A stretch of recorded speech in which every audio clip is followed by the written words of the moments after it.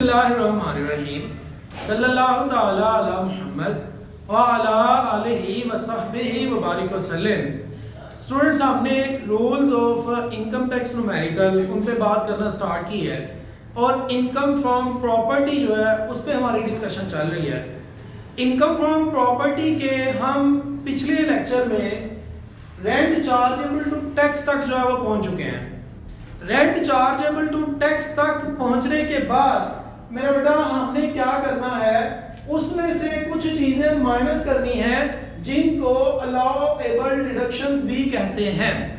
Question के अंदर अगर आपको इसमें से कोई भी डिडक्शन जो है वो दी हुई तो आपने उस डिडक्शन को माइनस करना है इनकम फ्रॉम प्रॉपर्टी के रेंट चार्जेबल टू टैक्स में। क्योंकि रेंट चार्जेबल टू टैक्स हमने कैसे हासिल किया था, जो हमने रेंट रिसीव किया वो और उसके अंदर कुछ चीजें ऐड की थी, जैसा कि हमने ऐड किया था उसमें जनाब अनएडजस्टेबल एडवांस, फॉरफिटेड एडवांस, इस तरह से कुछ चीजें वो जो हमने ऐड करनी है वो 5-6 चीजें हैं। वो ऐड करने के बाद हमने ये हासिल किया था रेंट चार्जेबल टू टैक्स। तो जब रेंट चार्जेबल टू टैक्स आ जाएगा तो फिर मेरा बेटा आपने कुछ चीजों का तो माइनस करना है। ये लॉन्ग क्वेश्चन भी पेपर में पूछता कि जनाब वो कौन सी अलाउएबल डिडक्शंस हैं जो इनकम फ्रॉम प्रॉपर्टी में से आपको माइनस करने की इजाजत है। तो उसमें सबसे पहले है रिपेयर अलाउंस। क्वेश्चन के अंदर रिपेयर अलाउंस आपको वो कुछ भी दे दे, 5,000 10,000 कुछ भी, आपने क्या करना है हमेशा repair allowance 1/5 of rent chargeable to tax जो आपके पास आ चुका होगा उसका 1/5 लेके तो वो यहां पर लिखना है।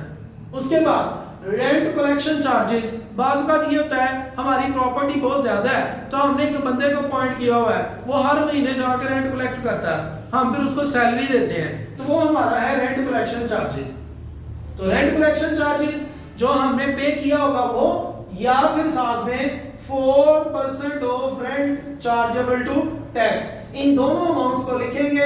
इन दोनों में से जो छोटी अमाउंट होगी वो हम जो है वो अलाउएबल डिडक्शन के नाम से अपनी इनकम फ्रॉम प्रॉपर्टी में से माइनस कर लेंगे।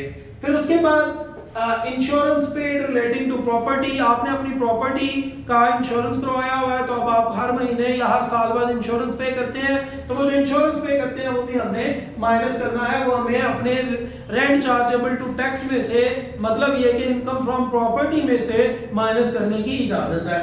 इसके अलावा एनी टैक्स रिगार्डिंग प्रॉपर्टी, सारे आप कोई भी अगर टैक्स पे करते हैं प्रॉपर्टी से रिलेटेड तो वो भी जो है वो आप यहाँ से माइनस करेंगे रेंट चार्जेबल टू टैक्स में। फिर उसके बाद जनाब हमारे पास है ग्राउंड रेंट। अगर हमने कोई जमीन जो है वो लीज पे ली हुई है और लीज पे लेने की वजह से आपने हर साल उसका ठेका पे करना होता है, उसका रेंट पे करना होता है, तो फिर आपने इनकम फ्रॉम प्रॉपर्टी में से वो वाला जो रेंट होगा वो भी माइनस करना है। इसके अलावा interest on loan borrowed for property, आपने प्रॉपर्टी के लिए कहीं से कुछ कर्ज लिया हुआ है ताकि प्रॉपर्टी को बेहतर किया जाए, तो आप उस कर्जे के ऊपर सूद पे करते हैं, तो आपने उस सूद को भी यहाँ से माइनस करना है। उसके बाद है interest on loan against mortgage property, आपने कोई अपनी प्रॉपर्टी गिरवी रखवा के तो फिर कर्ज लिया और उस कर्ज के ऊपर आप इंटरेस्ट पे करते हैं, तो वो भी आप रेंट चार्जेबल टू टैक्स में से माइनस करेंगे। उसके बाद है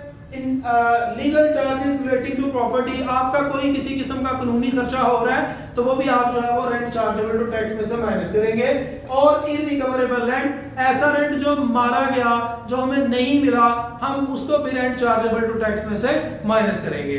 जब हम रेंट चार्जेबल टू टैक्स में से ये वाली सारी डिडक्शंस फर्स्ट वाले कॉलम में टोटल करके, ठीक है जी, और टोटल करने के बाद यहां से माइनस करेंगे तो अब ये वाला जो हमारे पास आंसर आएगा इसको हम बोलेंगे ये क्या है, टोटल इनकम फ्रॉम प्रॉपर्टी।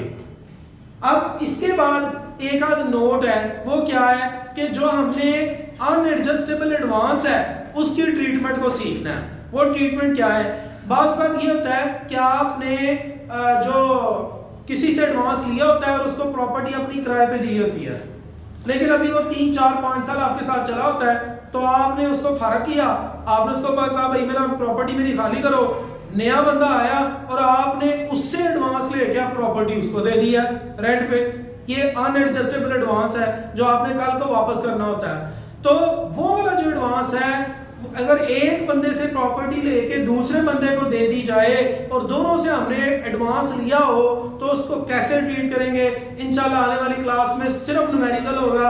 उस न्यूमेरिकल में सिर्फ और सिर्फ दो बातों को हम सीखेंगे, इनकम फ्रॉम सैलरी के रूल्स को और इनकम फ्रॉम प्रॉपर्टी के कुछ रूल्स को सीखेंगे। रूल्स जो है वो पक्की बात है आने वाली क्लास में नहीं है, सिर्फ न्यूमेरिकल है, लिहाजा आप रूल्स को अच्छे से याद कर लें ताकि जब मैं न्यूमेरिकल करवाऊं तो आप लोगों को पहले से पता हो कि इसकी क्या क्या ट्रीटमेंट है और आपको खुद को जो है वो टेस्ट करने का मौका मिल सके। Keep watching Aftab.